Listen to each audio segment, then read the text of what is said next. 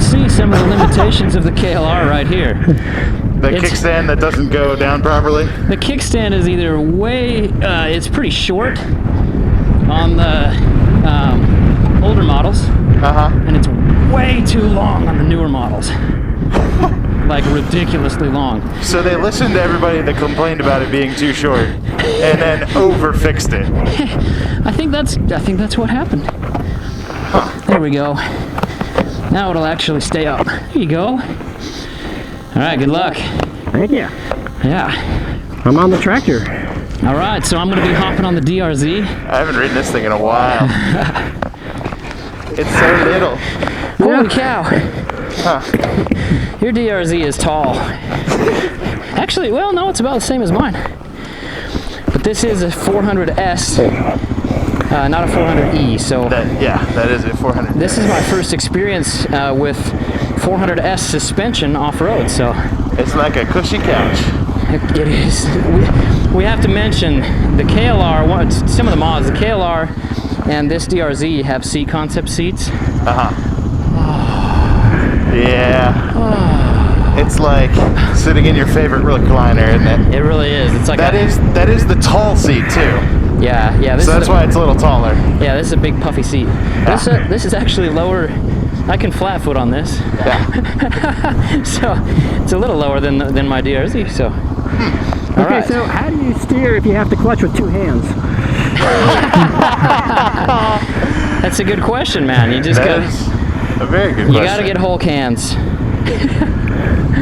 All right, well let's cruise to the right. We don't have to go up this hill climb unless you really feel like it. Not on this.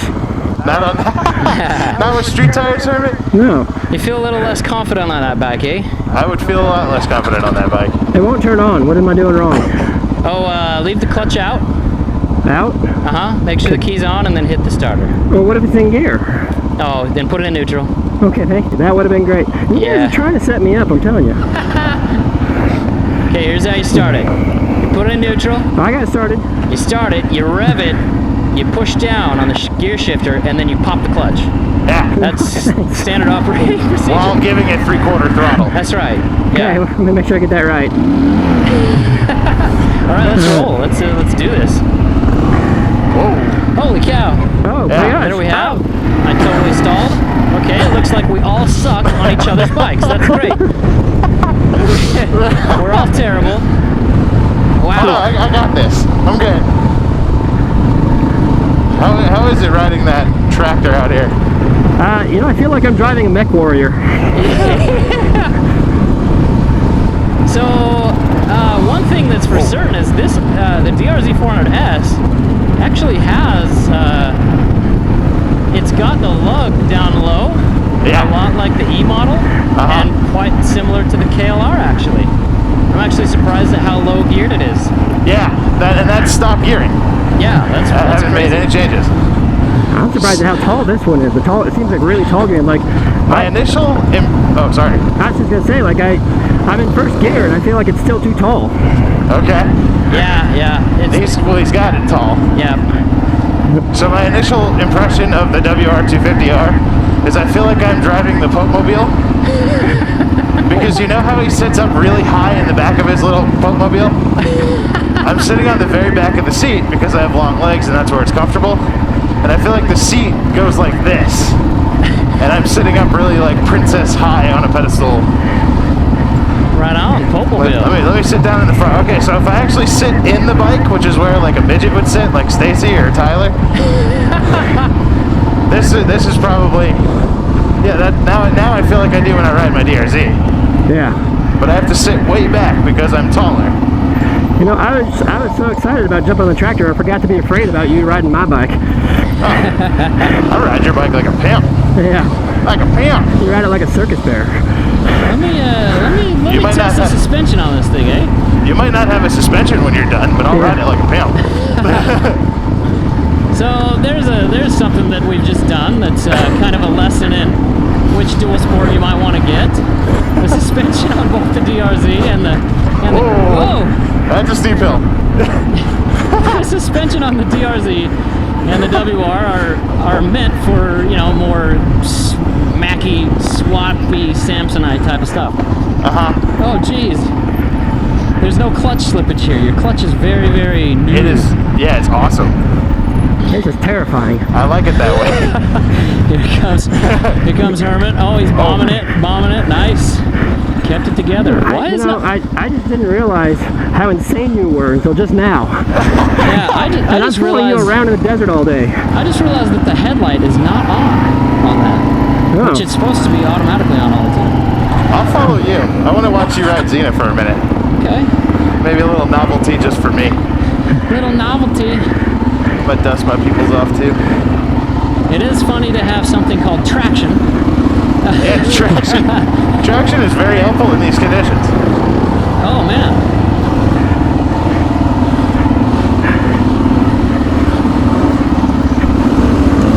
So, this thing is fun. It's so small. I guess we're gonna have to go up right here. See, you call that one small, but the other bike I ride is a DRZ, and that one feels bigger to me. Right. To me, this thing is so tiny. But it feels smaller than your DRZ. And you know what's cool about it? It has a neutral light and everything. Yeah. That is kind of nice. Yeah, that's very nice. Well, okay, so we're going a different way now. Oh, we need to shield down. So CDS, I'm genuinely concerned that people are going to look at the WR because I think it's a small bike. It's really not. It's got more travel than most other dual sports. Yeah, it does. And it just hauled me up that hill in first gear like it was nothing. It could have done it in third. Yeah, I decided to try that bike out. This bike, the DRZ400S, does feel like, I don't know. So this is second gear. That's second gear, and I just lugged it out. I talk about lug, man. This KLR, like, you cannot stall it. Dude, you were right. This thing at a decent altitude. Yeah. We're at what, like 2,000 feet, Tyler? Yeah, probably 2,500. This thing down here has so much more power than it did when I rode it on the Mormon Road. Tyler, you're losing your audio. I'm sorry. You're too far ahead. I'm sorry. Okay, down this little hill that I just went over, we're gonna do a little suspension test over these whoops, okay? So go as fast as you feel comfortable over the whoops, all right? That's how we're gonna roll, all right? All right.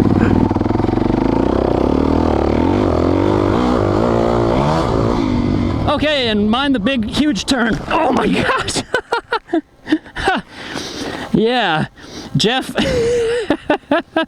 like, my bike! It's okay, it's a DRZ. Did you go as fast as you could? No way! By the way, the rear brakes on this thing work really well. So I actually just got in. I totally right. What'd you do? Oh, I just slid sideways. Oh, all right. Little low side. She's fine. Yes!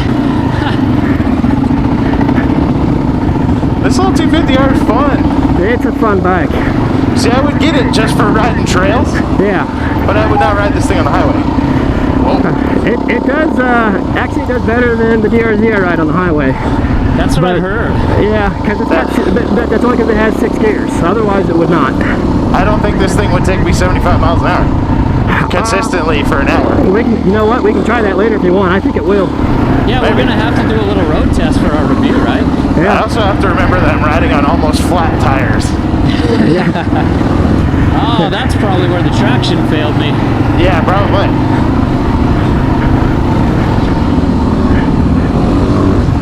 Now see how this thing just hauled you right up Kingston Peak? Yeah. It's just, it gets loud, but when it gets loud is where its power is. Yeah, that one you can't lug it. The power is in the high RPM, so you gotta wind it out and ride it like almost like a 2-stroke. Right. Yeah, that power. Fun to do. Yeah, I mean it adds to the level of fun that bike provides because you have to ride it that way. That thing just launched me up that hill. You know, I did not expect that from this bike. Little 250. I think your altitude mod paid off big time. Well, the altitude mod's awesome. That thing, you would not be enjoying that bike nearly as much if we were back where we live. But I have to think that I would be riding this bike where we live. Yeah, So you have to keep that in mind. Yeah, if you're 300 pounds and you live in the Colorado Rockies, that's a bad idea. You probably don't want that bike. All right, so we're gonna switch bikes back now. Thank God. Yeah, I really don't want to ride the KLR, if that's okay. No, we'll ride. You'll have to ride it in a little bit. Okay. But this is where things get a little bit nasty. Oh, so we want to have our own. Yeah, feeling. we want to have our own bikes for the little bit of nasty stuff.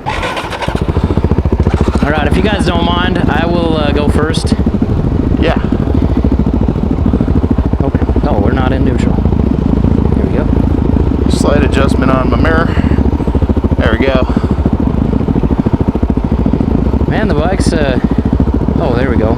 You also use that switch. What kind of crap is that? Nobody ever used that switch. The off switch? Yeah. I was probably just hitting things trying to figure out how to make it start.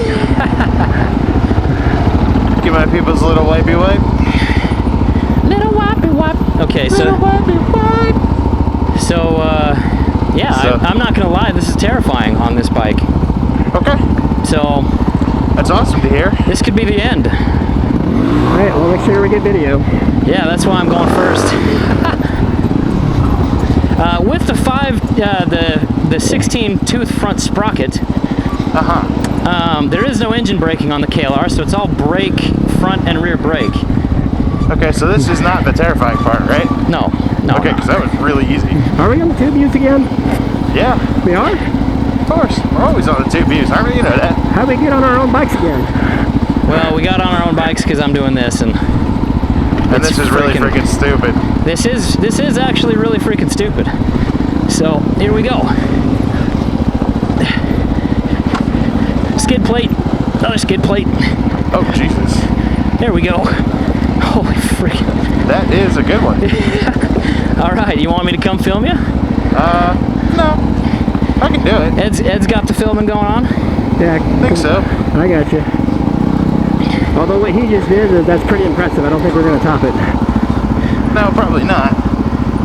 It's funny because I always used to stay to the inside, and the outside's a little better. The outside's better now, yeah. Yeah. That was a little scary. Yeah. It's a hell of a turn. Yeah, there's some consequences if you go off wrong. Yeah. Some consequences. And Hermit, dude, handles it no problem. Nailed it. I would have died on that KLR there. So Hermit's like a younger Dr. Dual Sport. Like he might attack things a little bit slower and more tactfully than the young bucks, but they get it done in style. That's right. Okay, this is where things get really freaking stupid. Yeah. Oh Jesus. Okay, yeah. Really freaking stupid. Oh, that just went right up in my man parts. Oh man. Oh, come on, get it. You might want to wait for a second. All right, we got quite a bit. Oh, I stalled. Momentum. There we go. All right. I think we survived. All right. That was the nasty spot. Yeah. Well, there's one more little nasty spot. Is there? There is, yeah. Oh, I'm in like second gear and everything.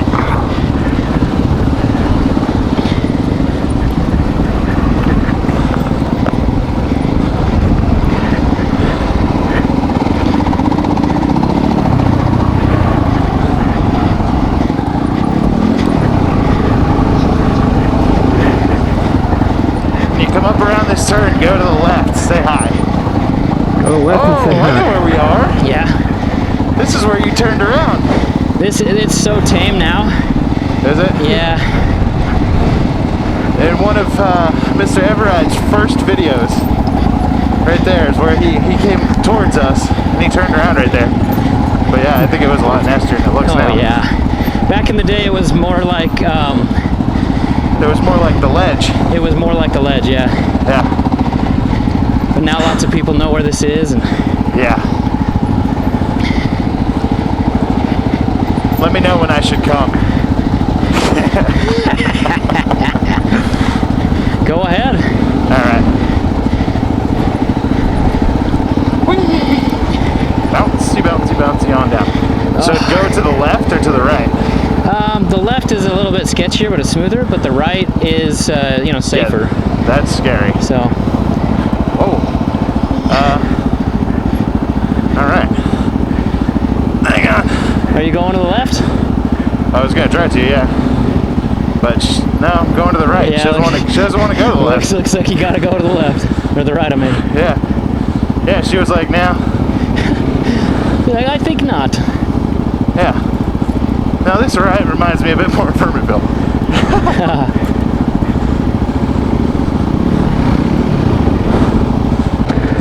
We all alive? Yeah.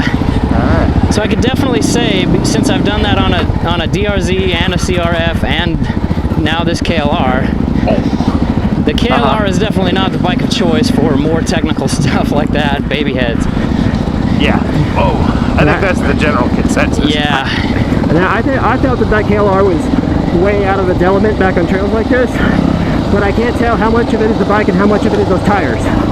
Yeah. Truthfully, well, traction's kind of taken out of the equation when you're just rolling over baby heads like that. Okay. True. You know, and the really steep stuff, these tires actually aren't too bad. You know what I mean? Okay. Like I would most worry about them in sand and mud, but on hard pack stuff, I mean, there's lots of surface area on them and good lugs. So. Yeah. I think like my ideal place for that KLR is if I was gonna ride for like 20 miles on a really bad dirt road. Yeah. I'm thinking a trip to Rocky Mountain National Park. Through fire roads. Yeah, that's kind of like what I think that bike is best for. But I have ridden with them on Rampart trails. And Rainbow Falls trails as well. Well, hey, I mean, just the stuff that Ebride's doing out here is pretty impressive on that thing. Yeah, it's very impressive. Oh, holy crap. That was close. What's wrong? Well, just the middle of the trail. It's a little bit sandy. And then you get kind of shifted off to the left. That's so ugly right there. Let me... Yeah, what is that? That's gotta go. It's just a bag. Oh. You're just a bag. Geez, my pocket's already so filled with trash. There we go. Good job. All right. That is a commendable thing. Now. I don't want to ride it. Do it. Yeah? You have to ride it. Yes. What would a shootout be if you didn't ride it? Yeah. All right. And Hermit, you got to jump on old Xena there.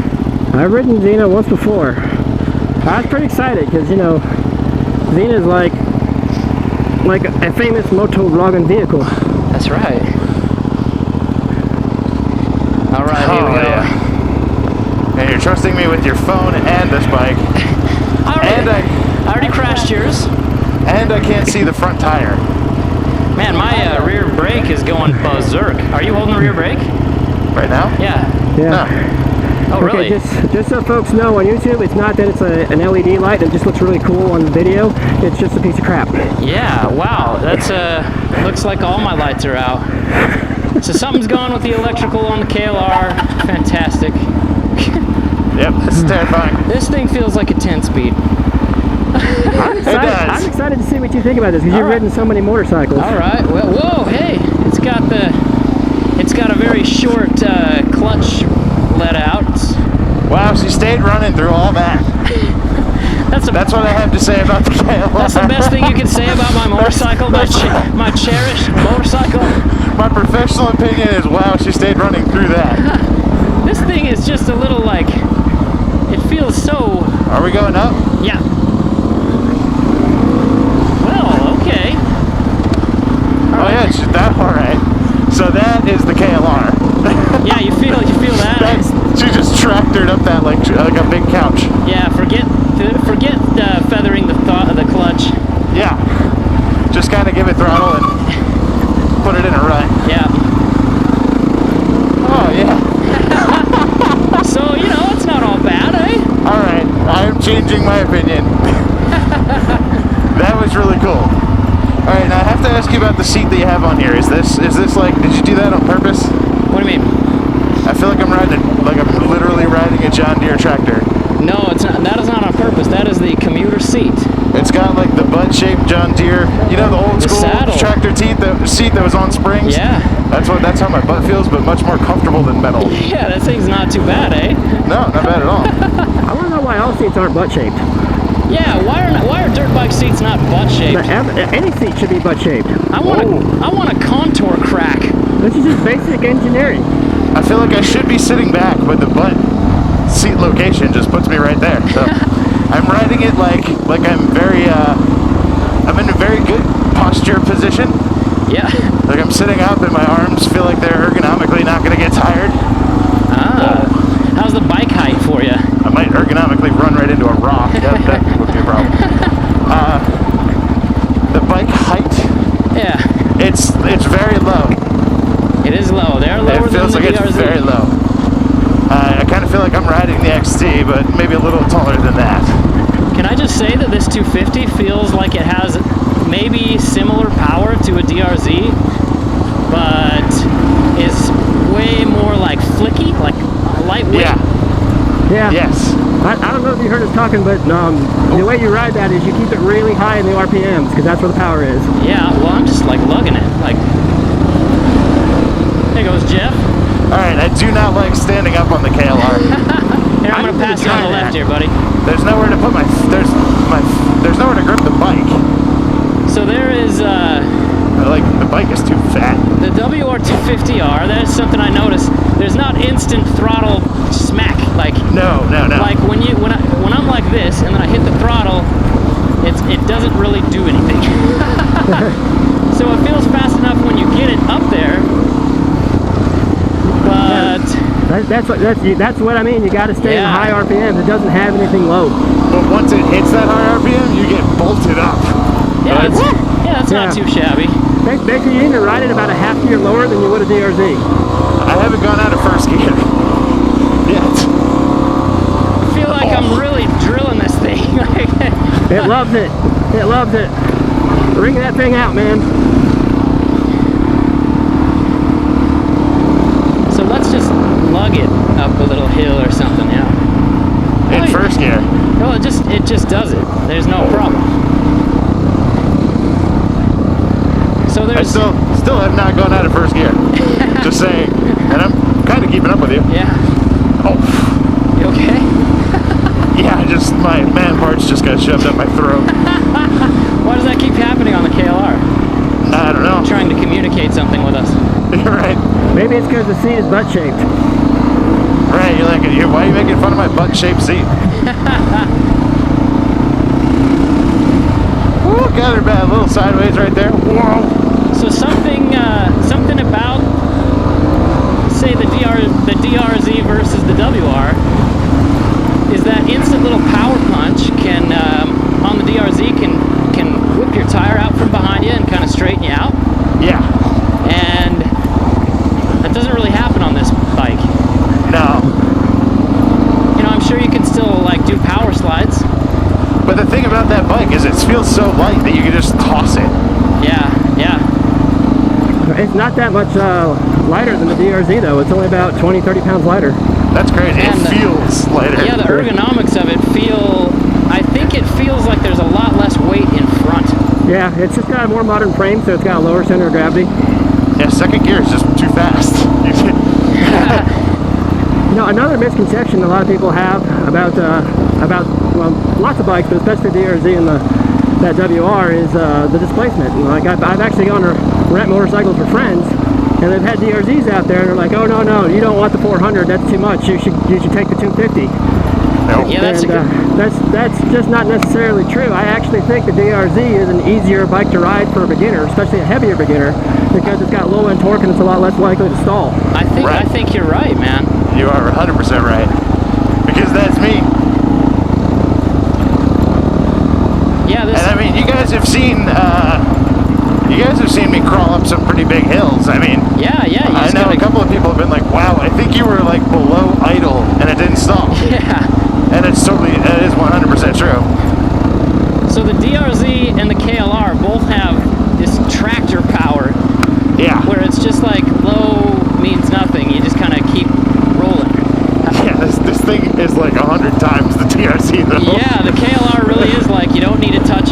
You don't know what feathering the clutch means when you own a KLR.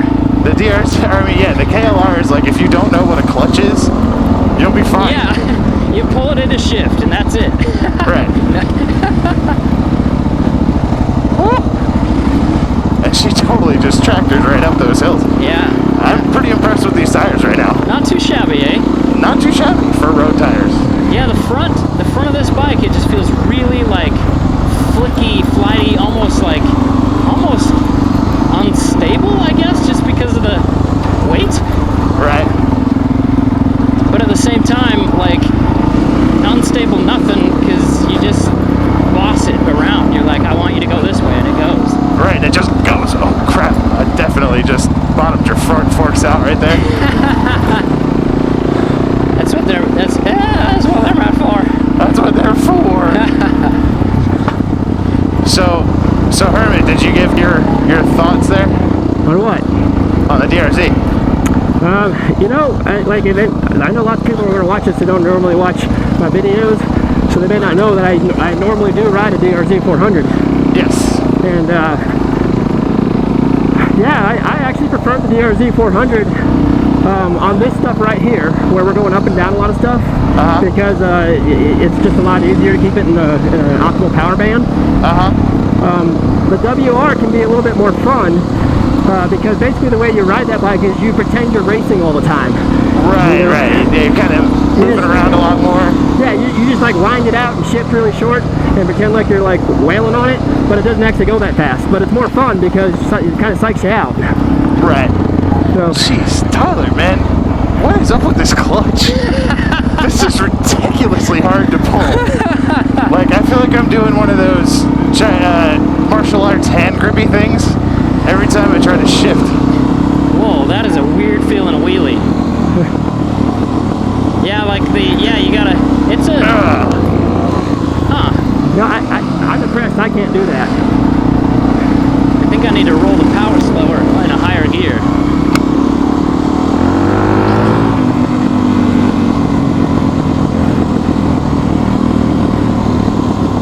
Yeah, so I think I would say, having ridden all three bikes on, on St. George trails specifically, I think that the WR is probably the most fun. The DRZ is the easiest. And the KLR is scary as hell. I think you nailed it. I'm gonna go with the same thing. I think that if I had my choice of all three of these bikes in my garage for today's ride, I might have picked the WR. Yeah. At this altitude. Yeah. Yeah. And in this terrain, definitely. I think I would have picked the WR. Yeah, no, I do think we need to get it on, do this, we need to kind of swap around again on the road, so we can give that KLR a little better shot in its element. Right, well, yeah, it needs to be where it belongs, kind of. Yeah. This actually right here is pretty good for it. Yeah, this is fine. I'm feeling great. Yeah. I am in a more comfortable riding position than I am riding Xena. Yeah. And riding on this stuff where traction, doesn't really matter. Your tires aren't really a big factor. Yeah. This is very, very comfortable riding. I gotta say, of all the bikes, the KLR is easily the most comfortable. Like, oh yeah. I feel like I'm on a hover bike. I don't really feel like I'm on a dirt bike. Because I can't see the front tire. I've got this ridiculously huge instrument, cluster in front of me. it's a trash can lid, let's just be honest with ourselves. Yeah, the trash can lid is blocking a lot of my view of where my tire's going, which I do use often. Yeah, I'm going to skip that for now. That's what I try and tell people when they ask me questions about what bike should I get and what bikes have you ridden and all that. I tell them, look, it's really a personal decision, and you have to be honest with yourself.